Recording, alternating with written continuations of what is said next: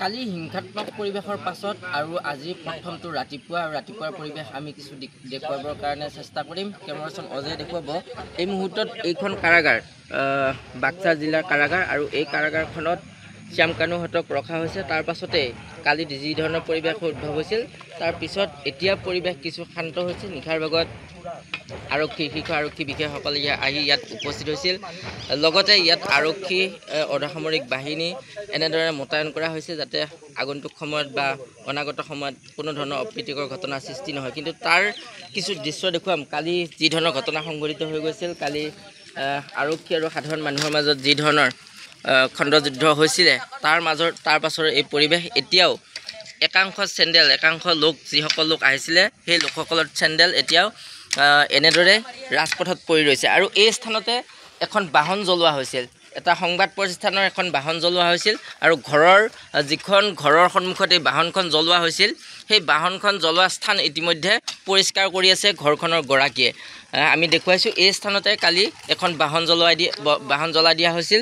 হয়তো প্ৰতিবাদ কৰিবলৈ অহা লোকে বাহনখন জ্বলাই দিছিল, যিটো কথা আচলতে কোনেও এই কথাটো সমৰ্থন কৰা নাই। কাৰণ জুবিন গাৰ্গৰ নামত আহি যি ধৰণৰ এক অপ্ৰীতিকৰ ঘটনা সংঘটিত হ'ল, হয় সকলোৱে জুবিন গাৰ্গৰ ন্যায় পোৱাটো বিচাৰিছে, জুবিন গাৰ্গৰ লৈ যি ধৰণৰ মানুহৰ আৱেগ আছে, ক্ষোভ আছে, কিন্তু এনেদৰে আইন হাতত তুলি লোৱা কাৰ্যক কোনেও সমৰ্থন কৰা নাই। গতিকে এই বিষয়টোক ইতিমধ্যে আৰক্ষী প্ৰশাসনৰ তৰফৰ পৰাও ক'ৰবাত যে ভুল হৈছিল সেই কথাটো স্পষ্ট হৈছে। তাৰ মাজতে প্ৰতিবাদকাৰীসকলে এনেধৰণৰ সম্পত্তি বিনষ্ট কৰাৰ ঘটনাও এটা পোহৰলৈ আহিছে। দাদা, আপোনাৰ ঘৰ এইখন? হয়। আপোনাৰ ঘৰৰ সন্মুখতে এনেধৰণৰ এটা ঘটনা সংঘটিত হৈছে। কালি আপুনি দেখিছে গোটেই ঘটনাবিলাক কিছু দেখা পাইছোঁ, কিন্তু তাৰপিছত আমি দেখা নাই। কাৰণ যেতিয়া খুব হাল্লা হৈ গ'ল আমি দৰ্জা বন্ধ কৰি ভিতৰত সোমাই আছোঁ। কাৰণ চব মানুহ সোমাই যায় ভিতৰৰ পৰা এটা কৰিলে তেতিয়া আমাৰ অসুবিধা আহিব, সেইকাৰণে আমি দৰ্জা বন্ধ কৰি ভিতৰত সোমাই আছোঁ। কালি কিমানমান সময়ত গোটেই ঘটনাটো আপুনি যদি আপোনালোকৰ ঘৰৰ সন্মুখ ভাগত এনেধৰণৰ ঘটনা এটা ঘটিছিলে, গতিকে কিমানমান সময়ত গোটেই? মোটামুটি 2:30-3 ভিতৰত আৰম্ভ হৈছে।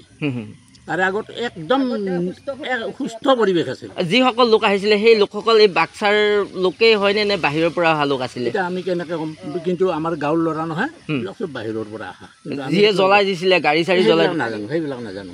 গাড়ী এতিয়া কোনে জ্বলাইছে কি কৰিছে আমি যিহেতু ভিতৰত আছোঁ, আমি দেখা নাই। যেতিয়া গাড়ী জ্বলছি তেতিয়াহে গম পাইছোঁ।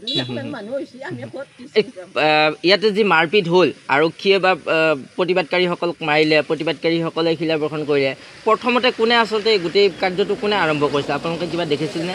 দেখা নাই। মানে আৰক্ষীয়ে মাৰা বুলিও এটা অভিযোগ আছে যে আৰক্ষীয়ে প্ৰথমতে প্ৰতিবাদকাৰীসকলে প্ৰতিবাদ কৰি আছিল, আৰক্ষীয়ে আহি ছত্ৰভংগ দিয়াবলৈ প্ৰথমে লাঠি চাৰ্জ কৰিছিলে।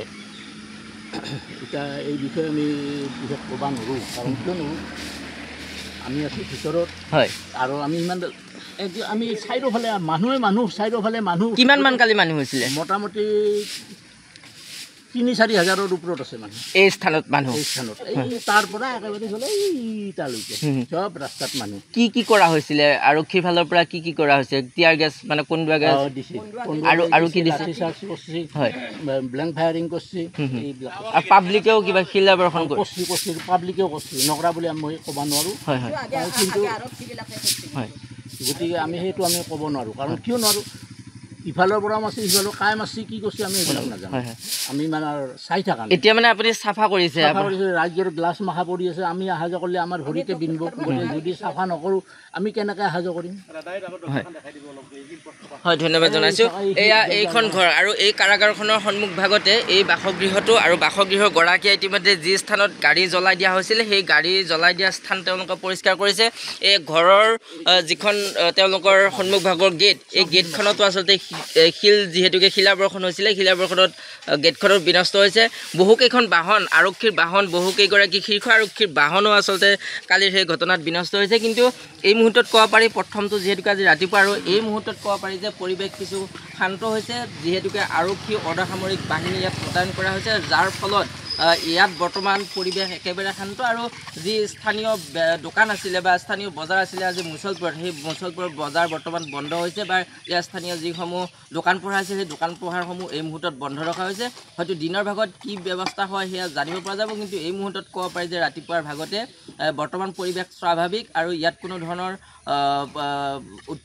উত্তপ্ত পৰিস্থিতি বৰ্তমান সৃষ্টি হোৱা নাই আৰু আৰক্ষী অৰ্ধসামৰিক মোতায়েন কৰাৰ ফলত হয়তো পৰিৱেশ কিছু পৰিমাণে সুস্থিৰ অৱস্থালৈ ঘূৰি আহিছে।